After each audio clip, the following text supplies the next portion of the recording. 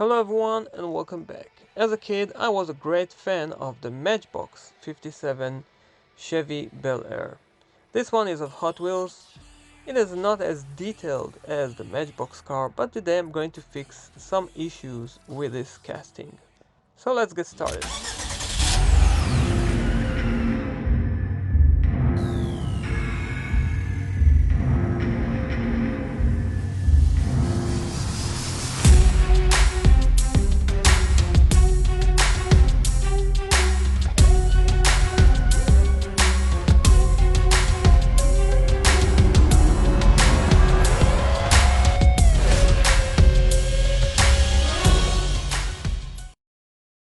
Just before starting this video today, I wanted to update you. I've switched the wheels on this old project I've made a few years ago. I have found these nice wheels, so here it is once again, refreshed wheels. The Chevy Bel-air here is going to get the same type of wheels. I'm not sure about the color, but you should know they are of a truck. Here it is. It is a truck that I'm using in order to get some nice looking wheels. I'm replacing the tires to thicker ones sometimes, but the overall looks of these wheels is far way better than the Hot Wheels one you can see here that are made of plastic and painted in white. So the first thing to do, of course, is to decide on the wheels. I might use the chrome ones here eventually. It is the same kind of wheel set, but for now I will place the blue wheels just for the beginning. As mentioned earlier, the original tires are thin and I'm replacing them into these wider ones.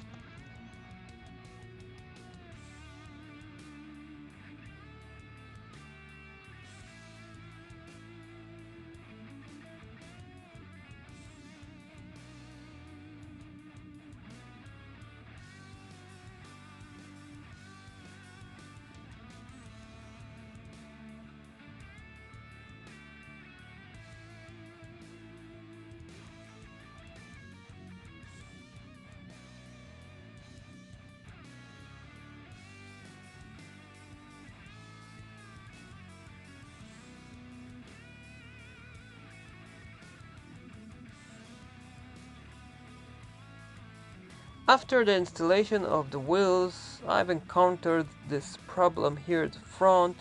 You can see the tires are rubbing against the fender. So the way to fix that is to change the base a little bit here at the front.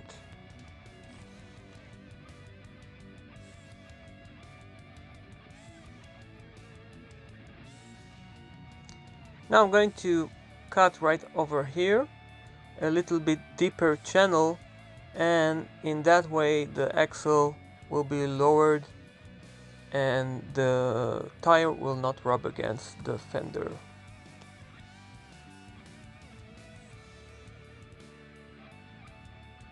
Right before that, I have to fix the tires in place by just putting a drop of super glue on the rims and making sure that the tires will not move on the rims. Of course, I have to be very careful not to accidentally glue the rim and the axle together.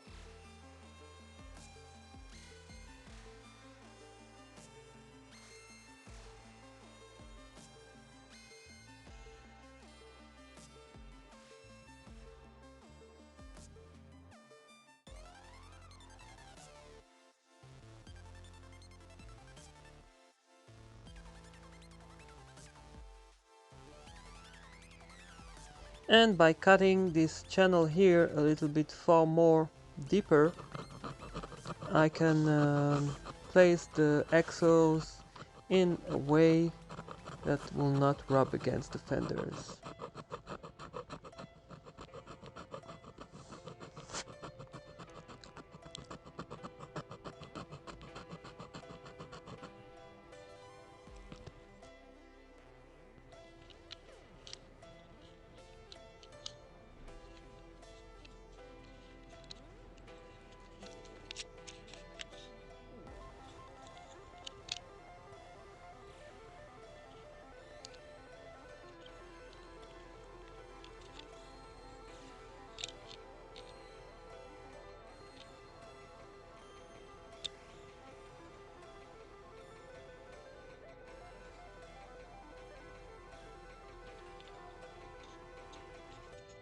After another measurement, I have to cut a little more.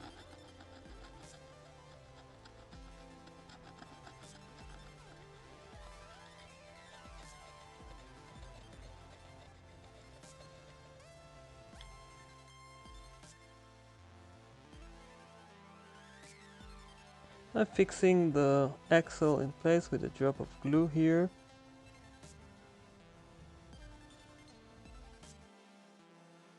And checking to see that the car is rolling nicely. No interruptions there, and now we can move on to the main event of this build today. And that is adding door lines to this casting.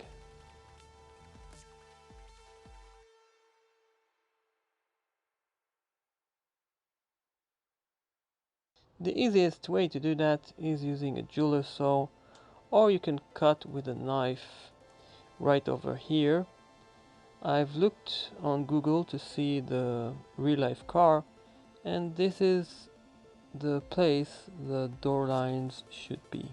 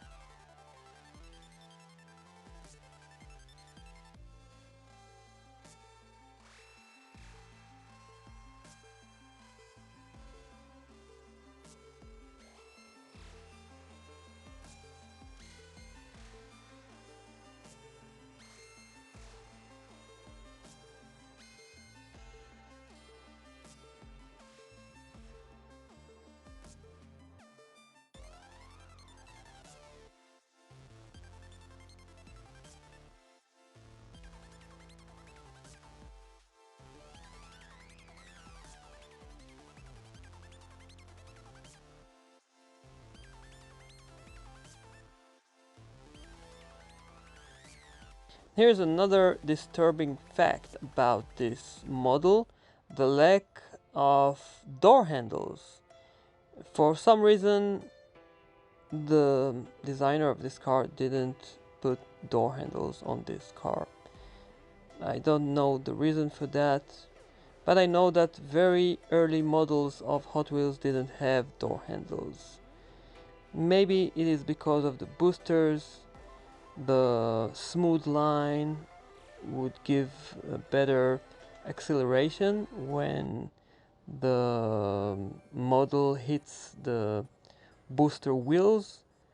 That is the reason most of the Hot Wheels cars didn't have mirrors on each side, because they were tearing the rubber wheels of the boosters. Anyhow, I'm using my head once again in order to solve this issue, but creating a very strong door handle from real metal and not just a drop of glue. As you see, I'm using a very thin piece of metal, and I'm using a technique that is very old. I'm creating a hole and then I'm putting a folded piece of metal inside it, with tabs that I'm folding back, and in that way they hold together very nicely to this body. I'm putting another drop of glue, of course, just to make sure that the door handle will stay in place, but trust me, it is a very strong way to attach a door handle to a non-existing door handle car. And of course, keyholes. If you have a car that doesn't have ones, you can add keyholes with your sharp knife.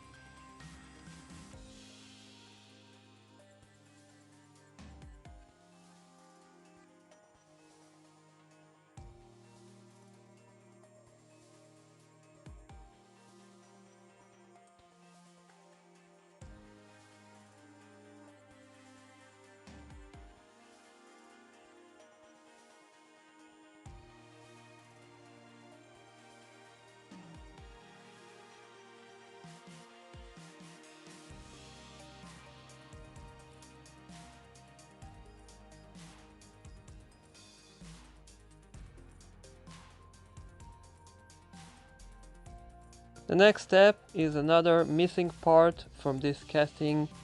It is the Bpillars. For some reason this car doesn't have Bpillars. I'm adding them with another piece of metal and reinforcing the Bpillar with a drop of glue and baking soda. Another thing that you see here is that off camera I've detailed this car with side view mirrors. Also something that wasn't here originally, and the side view mirrors will give this car a real authentic looks of a real life car. And one final touch will be something that I hardly do on my projects, is to detail the plastic interior part. Yeah, the inside part that we hardly see when the car is displayed is going to be painted as well. And I decided to go with the exposed dashboard and also back tray. I like them to be in the same color of the body, which, as you guess, is going to be yellow.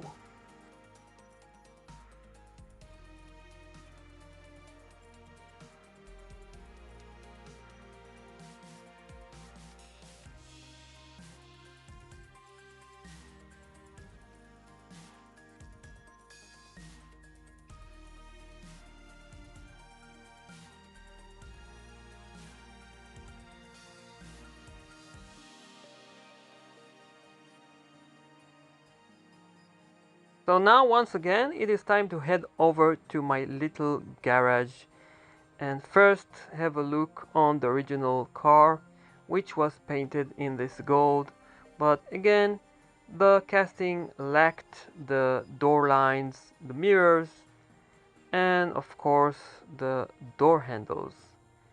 And here is my creation in yellow after detailing all the little parts, the headlights, the taillights, the grille, and putting those nice tires.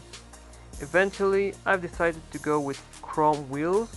As I showed you earlier, they belong to a truck trailer, and at the end I've decided to go with wider tires at the back and thinner tires at the front, since it is a muscle car. From this angle you can see the detailed interior part and the mirrors that were painted in the right colors of silver and white, and you can see that I've detailed the fins at the back.